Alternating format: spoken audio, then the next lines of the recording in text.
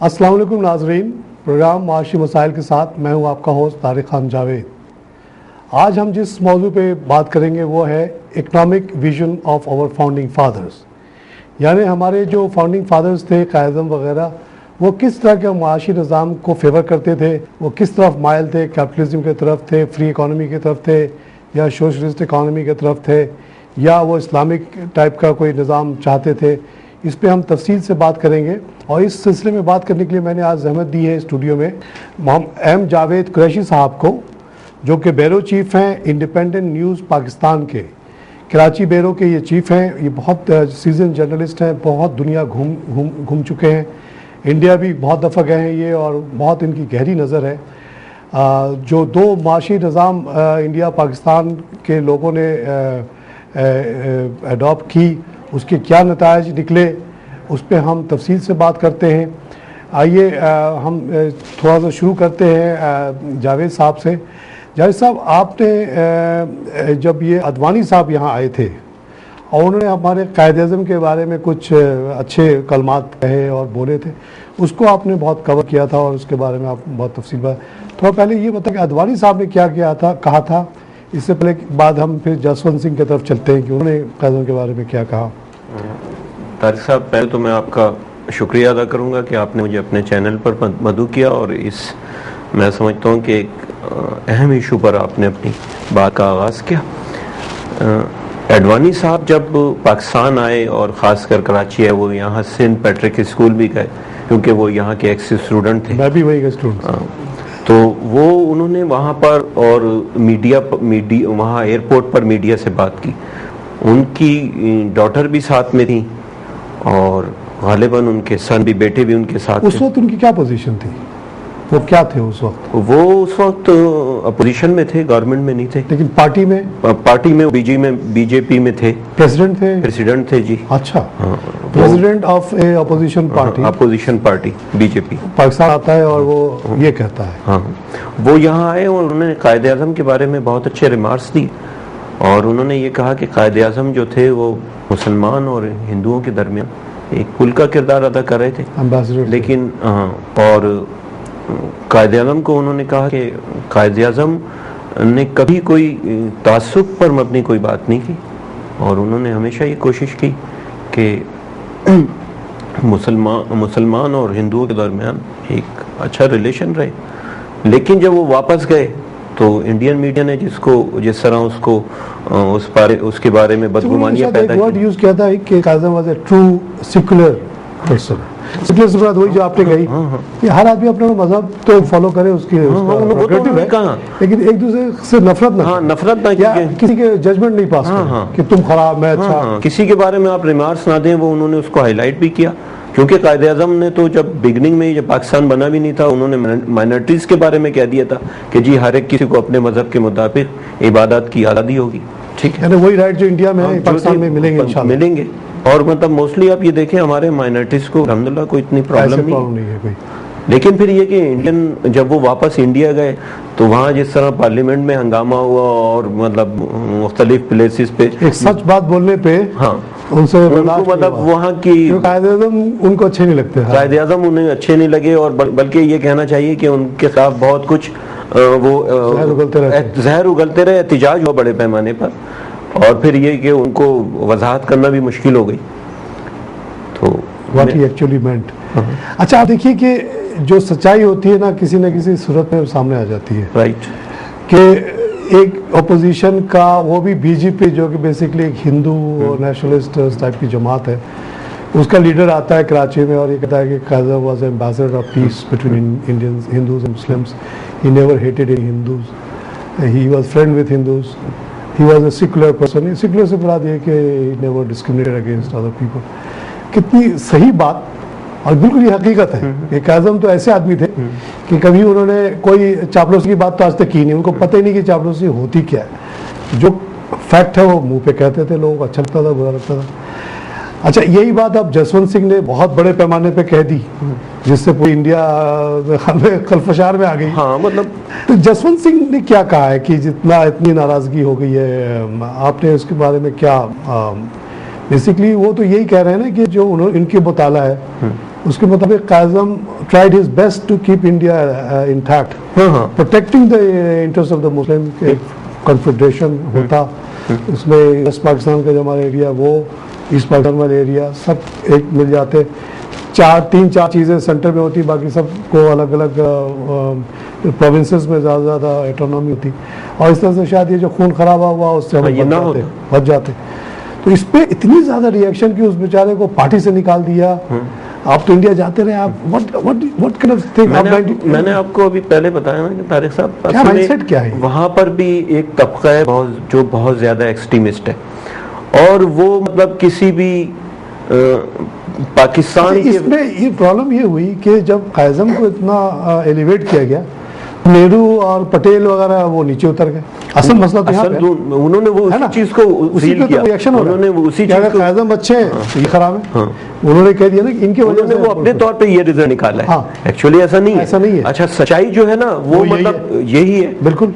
क्योंकि जसवंत सिंह क्यों कहे, वो भी बीजेपी का आदमी है, बीजेपी के हैं, कौन सा हमारा दोस्त है, हमारा कायज़म का दोस्त है या हमारा रिश्तेदार है, अगर उसने तहकीक की और ये सच्चाई जो निकल के आई उसने बयान कर दी, और वो उनसे हजम नहीं हो रही, और उसके खिलाफ जो है वो उन्होंने पूरा मुआस्करा कर दिया। अच्छा, ये जसवंत सिंह साहब भी पाकिस्तान आ चुके हैं, कराची आ चुके हैं, और क्या कहते हैं, यहाँ पर जब वो एक दफ़ा आए थे तो उन्होंने एक बहुत अच्छी बात भी कही। उन्होंने कहा कि देखें, बात ये कि पाकिस्तान और इंडियन जो लोग हैं उनके दरमियान बहुत अच्छी कोऑर्डिनेशन है, लेकिन दोनों कंट्रीज के दरमियान वो कोऑर्डिनेशन नहीं है जिसकी कि बहुत ज़रूरत है। उन्होंने तो मतलब जो सच्चाई है वही बयान की। जो चीज ये गलत है कि अगर कोई चीज आपके फेवर में है तो आप उसको अडॉप्ट कर लें, और अगेंस्ट जा रही है तो फिर आप उसको जो है ना उसको इशू बनाए, ये गलत है। अच्छा, ये जो आपने बात कही जसवंत सिंह वाली, मैं भी 25 साल बाहर रहा हूँ और आप भी काफ़ी आते जाते रहेंगे, तो हमने हर जगह यही देखा, चाहे दुबई हो, न्यूयॉर्क हो, जहाँ एक इंडियन पाकिस्तानी मिल जाता, वो गोरों के खिलाफ के मुकाबले में या काले के मुकाबले में, अरबी के मुकाबले में एक दूसरे से अपने आप को ज़ाहिर करीब आता है। लैंग्वेज एक है, हम लोग के अंदर वो अकड़ नहीं है जो अंग्रेज़ों में है या अरबों में है, ज़ाहिर हम साथ बैठ जाते हैं, वहीं बैठ के चाय पी ली, ये करी, तो एक तो उनसियत तो है, बेसिक तो हम लोग एक ही लोग हैं। अब ये मज़हब और ये वो थोड़ी बहुत डिफरेंसेस तो ज़ाहिर है, हर आदमी अपने अपने स्टाइल से चलता है, तो it should not be such A issue. And probably जैसे कायज़म ने भी बड़ी कोशिश की कि कौमें एक ही रहती, चलो अब जो हो रहा था हो गया, अभी भी ये कोशिश होनी चाहिए कि बजाय आपस में लड़ के तबाह होते रहे, और किसी तरह इस नेशन को फिर से करीब आना चाहिए और ये टेंशन को ख़त्म होना चाहिए। और जो कोशिश क्रिप्स मिशन के ज़माने में हो रही थी, एक कॉन्फेडरेशन टाइप की कोशिश, कॉन्फेडरेशन तो मुश्किल है, लेकिन सार्क का ही अगर जो कन्वेंशन है उसी पे अमल हो जाए तो काफ़ी आसानी हो जाएगी, आना जाना, ट्रेड वेड अगर हो जाए तो it can create lot of prosperity for the whole region. हाँ, बिल्कुल। अच्छा, एक इशू जो जसवंत सिंह की किताब मैंने खरीदी और थोड़ी सी पढ़ी, पूरी नहीं पढ़ी, उसको पढ़ के जो मैंने एक चीज़ जो मेरे एकदम से जहन में आई वो ये है, वो आपसे मैं शेयर करना चाहता हूँ कि एज ए बैंकर जब मैं अफ्रीका गया, अफ्रीका मेरे अंडर में था, मैं मिडल ईस्टर्न अफ्रीका का रीजनल मैनेजर रहा हूँ ABN AMRO का, तो वहाँ जाके मुझे कायज़म के बारे में एक बहुत ही खुश आइन बात का पता चला। वो ये था कि मैं गया हूँ वहाँ 86 से लेके 92 तक बहुत ज़्यादा, उस पीरियड में रिज़ल्ट सामने आ चुके थे। 47 में हमारी इंडिपेंडेंस हुई, तो ऑफकोर्स जो अफ्रीकन कंट्रीज़ थे वो भी स्ट्रगल कर रहे थे इंडिपेंडेंट होने के लिए, वहाँ भी लीडर्स थे, और उन्होंने भी किसी न किसी इज़्म या किसी न किसी पर्सनालिटी को फॉलो करने की कोशिश की। तो जो मुल्क दो तीन मुल्क जो जहाँ में बहुत जाना आना हुआ, उनमें युगांडा, कीनिया और तंजानिया शामिल था। तो वहाँ मुझे जाके पता चला कि तंजानिया जो कुदरती तौर पे बहुत ज़्यादा रिच मुल्क है, बहुत ज़्यादा ग्रीन है, बहुत ज़्यादा पैदावार होती है, वहाँ बहुत बड़ा मुल्क भी है, एक्स जर्मन कॉलोनी। वहाँ के जो लीडर थे Julius Nyerere, very popular figure, very nice person also, is basically school teacher. He adopted, he was a great admirer of Gandhi and his philosophy of isolation, कि waste के साथ आप interact करेंगे तो आप गुलाम हो जाएंगे। आप एक मर्सिडीज़ गाड़ी खरीद लेंगे और उसके बदले आप अपनी फ्यूचर को गिरवी कर दें। तो उसने गांधी को फॉलो करते हुए ये बात कही कि जी आप वेस्ट से ताल्लुक ही तोड़ दिए, कतई ताल्लुक रखे, दूर रहे अपने आप। तो उसने सॉर्ट ऑफ इकोनॉमी में क्लोज कर दिया। और दूसरे काम उसने ये गलती बहुत बड़ी ब्लंडर की, वो ये थी कि जो एशियंस वहाँ काम कर रहे थे बहुत ज़माने से, उन सबको निकाल बाहर किया। बहुत सारे यहाँ भी आए, लंदन वगैरह में बहुत बड़ी तादाद उनकी है। एट द सेम टाइम जो ये 60s में इनकी इंडिपेंडेंस हुई है, लोग 47 में, शायद उनको 12-13 साल देखने का भी मौका मिला रिजल्ट्स। यहाँ कीनिया का जो लीडर था, जोमो केन्याटा, ही समहाउ एडमायर्ड कायद-ए-आज़म। और कीनिया जाके मैं इतना खुश हुआ कि मेरे लीडर को कोई और लोग भी मानने वाले हैं, मैं तो हुई, मेरा लीडर को एक और भी फॉलोवर्स बहुत हैं, यानी उसके उनके लीडर ने अडॉप्ट किया तो जाहिर है उनके और लोगों ने भी अडॉप्ट किया। और तो वो कहते थे कि कायज़म जो थे was a practical person, modern person, rational person, हर चीज़ में वो रीजनिंग करते थे। He believed in good living, used to dress well, दो रंग के तो माशाल्लाह जूते पहनते थे वो, which was admired by everybody, and गोरे भी बड़ा इम्प्रेस होते थे उससे। तो और उन्होंने कभी भी सोशलिज्म वगैरह के, प्रोटेक्शनिज्म वगैरह के फेवर में बात नहीं की।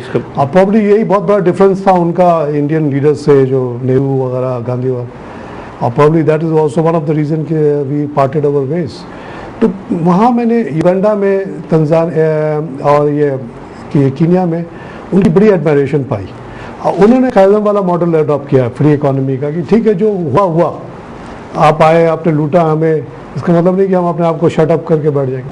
तो उन्होंने टी इंडस्ट्री के लिए कहा कि ब्रुक बॉन्ड वाले आते हैं, लिप्टन वाले आते हैं, या हैं तो रहें। किसी एशियन को उन्होंने निकाला, वो एशियन दुकान चला रहे हैं, ये चला रहे हैं, इम्पोर्ट कर रहे हैं, एक्सपोर्ट कर। तो टी कॉफ़ी एक्सपोर्ट सुन के बहुत तरक्की कर गए, मल्टीनेशनल कंपनीज ने वहाँ होटल्स खोले, टूरिज़्म उनकी जो थी, वाइल्ड लाइफ टूरिज़्म बहुत तरक्की कर गई। फिर बीच टूरिज़्म उनकी शुरू हुई तो बढ़ती चली गई, क्योंकि फ्री सोसाइटी थी, वहाँ लोग आना जाना रहा। तो वो सोसाइटी जिन्होंने कायज़म को फॉलो किया वो बहुत तरक्की कर गए। तो इस सब को कहने का मेरा ये पॉइंट ये है कि अगर आप उस दौर में, जबकि सोशलिज्म बहुत एक फैशन था, आदमी अपने आप को सोशलिज्म कहता के फेवर में गए, क्योंकि बड़ा सिंपल और बड़ा अच्छा निज़ाम लगता है ऑन पेपर। तो आप देखिए कि कायज़म की कैसी पर्सनैलिटी थी कि इस तमाम फैशन और फैड को नज़रअंदाज करते हुए वो कभी उन्होंने न खद्दर पहना, न कभी वो चप्पल पहन कर बाहर निकले, हमेशा सूट में और कपड़ों में। तो इन सब चीज़ को देखते हुए आपके ख्याल में उनके जो फेवर्ड माशी निज़ाम था वो क्या था, किस तरह के वो माशी निज़ाम पाकिस्तान में देखना चाहते थे? ये इन्फ्रेंस करनी पड़ेगी, हम उन्होंने कभी खुल के इतना मेरे ख्याल में कहा तो नहीं। बज़ाहिर तो यही लगता है कि वो फ्री ट्रेड के हामी थे, क्योंकि वो ये चाहते थे कि मुल्क में जितनी इन्वेस्टमेंट ज़्यादा से ज़्यादा होगी उससे ये जॉब्स क्रिएट होगी, एज ए होल जो कंट्री की इकनॉमी है वो सरवाइव करेगी। और अब ये अलग बात है कि फिर हमारे यहाँ मतलब इन्वेस्टमेंट नहीं हुई या उस सतह तक नहीं हुई जितनी हमें हमारी नीड थी। तो मजबूरी तौर पे ये कहा जा सकता है कि कायद-ए-आज़म जो थे ना वो फ्री ट्रेड चाहते थे, free trade, market economy, market economy. और क्योंकि जब वो मुल्क आज़ाद हुआ तो उन्होंने बेसिकली ये कहा कि मैं इकोनॉमिस्ट तो हूँ नहीं। उन्होंने कहा दुनिया के बेस्ट इकोनॉमिस्ट कौन है? तो लोगों ने बताया कि हार्वर्ड यूनिवर्सिटी उस ज़माने में सबसे ज़्यादा रिस्पेक्टेड वो थी, एकेडमिक जगह थी। और वो क्योंकि वेस्ट के भी हामी थे और वेस्ट के साथ भी उन्होंने शुरू से ही ताल्लुकात अडॉप्ट किया, तो उनका जो माशी निज़ाम था बेसिकली उसको उन्होंने अडॉप्ट करने की कोशिश की। हार्वर्ड का 2 गैप मॉडल हमारे सामने आया, जिसमें दो गैप्स का जिक्र था। एक तो एक्सटर्नल ट्रेड में गैप हो जाए, उन्होंने कहा is not a bad thing, और इंटरनली भी अगर बजट में गैप हो जाए तो still not a bad thing. और ये जो गैप है इसको आप बोइंग से फिल कर लें, ग्रांट से फिल कर लें, और जो आपकी ये प्रोडक्शन कैपेसिटी बढ़े उससे आप जो प्रोड्यूस करें तो इसको आप रीपे कर दें। इसी मॉडल को जर्मनी ने भी अडॉप्ट किया, जापान ने भी अडॉप्ट किया, इंग्लैंड ने भी अडॉप्ट किया, कोरिया ने भी, साउथ कोरिया ने भी अडॉप्ट किया। अब नतीजा जो है वो सबके सामने है। देख लें अब सारे तमाम कंट्रीज जो पॉइंट पे मुझे एक छोटा सा ब्रेक लेना पड़ता है, मैं ब्रेक लेने के बाद फिर हम बात करते हैं। नाज़रीन अब हम लेंगे एक छोटा सा ब्रेक के बाद हम फिर हाजिर होते हैं।